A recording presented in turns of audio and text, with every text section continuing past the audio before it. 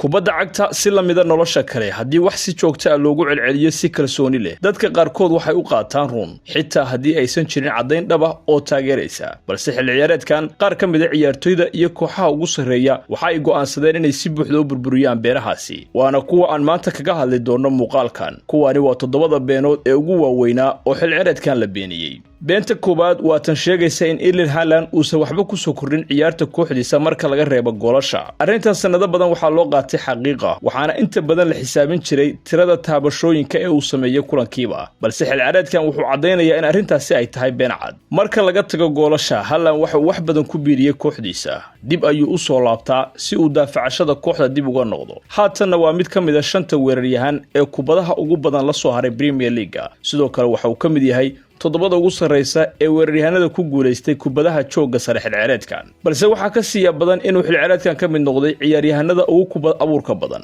marka laga eego dhinaca weeraryahanada horyaalka Erling Haaland waxa uu ka mid yahay 3 weeraryahan ee ugu sareeya oo sameeyay fursadaha waaweyn ama big chanceska ugu badan waana lambarka koobaad marka laga hadlayo caawinta weeraryahanadu ay sameeyeen runtiina Bruno Fernandes oo kaliya ay ah ciyaaryahanka ka caawinta badan Erling Haaland Premier League xil ciyaareedkan sida daraadeedna si dhaba ayuu xil ciyaareedkan dhamaystiri karaa inuu ku wada guuleysto kabta dahabiga ee gool dhalinta iyo abaalmarinta kubad sameeyaha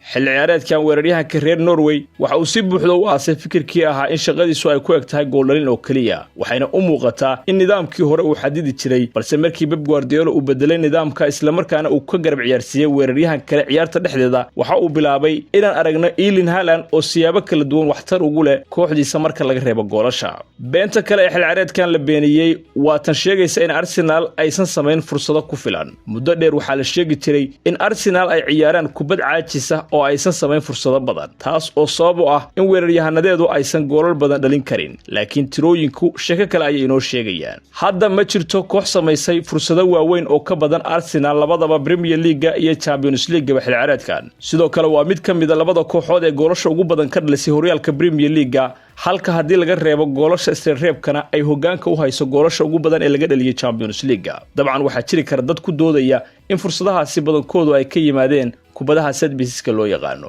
laakiin xitaa marka laga hadlayo fursadaha waaweyn ee laga sameeyay ciyaarta furan ama open play-ga waxa loo yaqaano Arsenal waxay ka mid tahay 3 kooxood ee ugu sareeya Premier League xil ciyaareedkan iyagoo ka sareeya kooxo sida Liverpool iyo Manchester United sida daraadeedna sheegashada ah inaysan sameeynin fursado ku filan ama inaysan ciyaarin ciyaar furan waa mid been ah beenta kale oo weyn waa mid uu xitaa sheegay Ruben Almiron naftiisu taasoo ah in Bruno Fernandes iyo Kobe Mainoo aysan si wada jir ugu wada ciyaari karin hal kulan kooxda intii uu maamulayay tababaraha reer Portugal Mainoo waxa uu ahaa daayir aan la adeegsan inta badan waxaana uu mar walba ku andacon jiray in wiilkan daayirka ahay uu kula tartamayo booska Bruno Fernandes qadka dhexe laakiin Michael Carrick ayaa yimid isla markiina waxa uu cadeeyay arrintaasi ay tahay been tan iyo markii uu xilka qabtay waxa uu kulamada oo dhan ku soo wada bilaabay Bruno Fernandes iyo Kobe Mainoo qadka dhexe welina ma aysan guul dareysan kaliya ma ahan inaysan guul dareysan ee balse xitaa waxay u muuqdaan laba isku haboon qadka dhexe ka wada ciyaaraan si weyn ayayna isu dhameystirayaan waxa jirta been kale oo la xiriirta Manchester United oo xil ciyaareedkan la beeniyay ma qiyaasi kartaa midda aan ka hadlayno bal commentiga nugula sii wadaag aan sida aragna hadii aad saxdide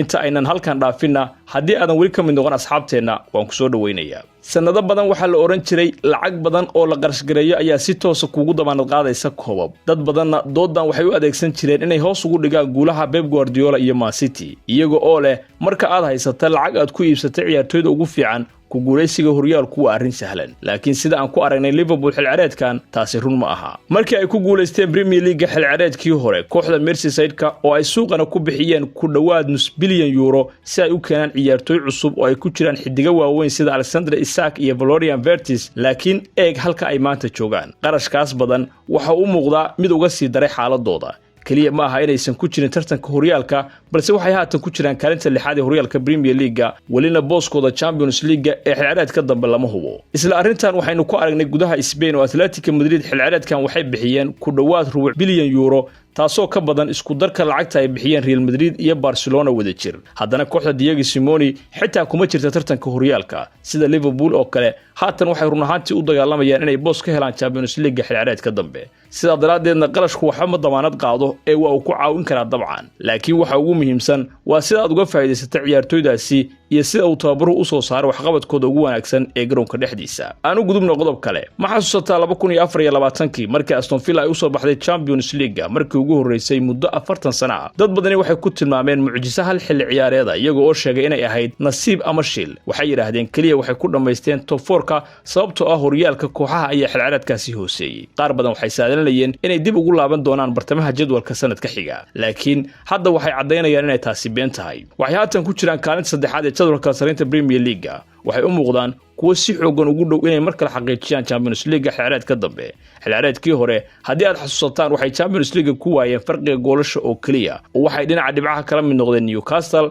laakiin Newcastle ayaa tigid ka jaratay maadaama ay ka goolal badnayd. Xilciyaareedkan waxay tartan kula jiraan kooxaha waaweyn sida Manchester United, Chelsea iyo Liverpool ilaa iyo haatan si fiican ay u difaacanayaan si ay uga soo muuqdaan Champions League. Wax kasta oo dhaca Aston Villa si cad ay u beeniyeen sheegashada ah in xilciyaareedkii